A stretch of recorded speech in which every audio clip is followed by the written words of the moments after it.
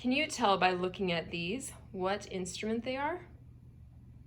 If you guessed Sackbut or Sackbut, you are correct. Can you tell the differences in their size? The bell is the round part of the instrument, this part. And you can see that the size of the bell gets smaller and smaller and smaller.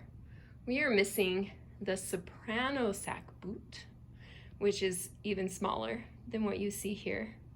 If I stand up, you'll be able to see the difference in sizes from this angle as well.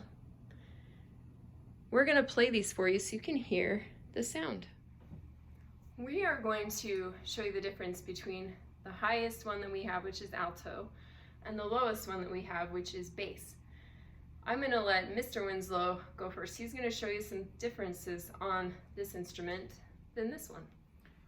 So as you know, these instruments have what's called a slide, the part that moves.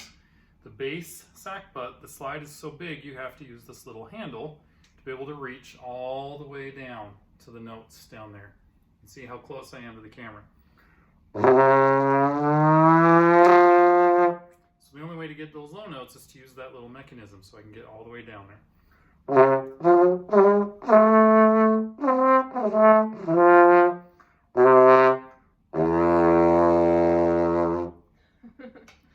Now remember, when I told you about the Sackbut, it is a lot harder to play than the trombone, which is the modern version of the Sackbut. And you just heard Mr. Winslow play that, and it's got a little bit of a muffled sound to it. And I want you to remember that for when we play the trombone. Now I want you to think about that really low note that Mr. Winslow just played. Do you want to play that again for us so they can hear that? And I'm going to play the smaller alto. Look how far this slide goes. Not nearly as far as the bass. Let's move them together so they can see. You see the big difference, right? And this is going to sound higher than the bass.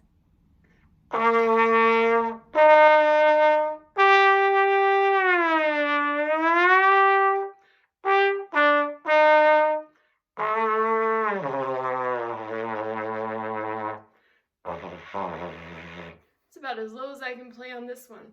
But can you see how high that sounds compared to that really low Sackbut?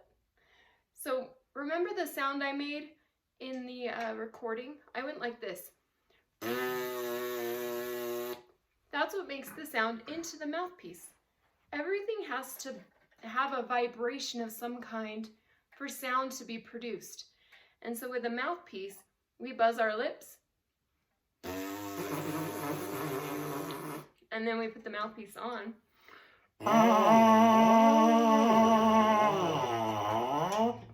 And that's how the sound is created when we put it into a brass instrument. When I tighten my lips and use faster air, I can get higher pitches. When I use not softer, but slower air, I can get lower pitches. That's how the sound is produced. Now we want to show you some modern trombones. All right, I'm going to have Mr. Winslow introduce his trombone. Okay, so this is a tenor trombone. It has what's called an F attachment, a little trigger with my thumb. But it's basically a normal trombone. It's got the slides. You'll notice the shape compared to the Sackbut. The bell is a lot bigger and the slide is smaller. So that gives it a different timbre or tone. It makes it a little bit warmer sounding compared to the Sackbuts.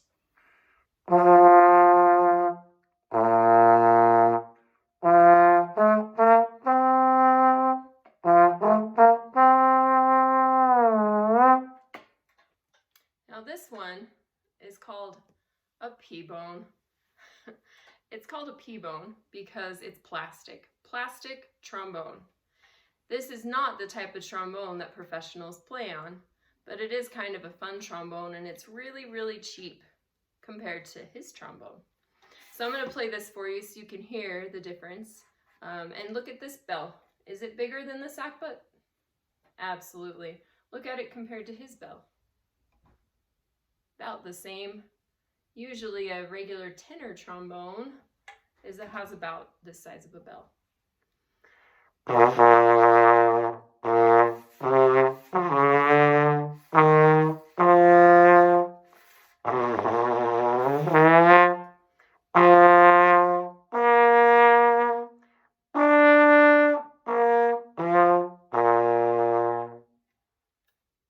you go. There's some information about the sackbut and the trombone.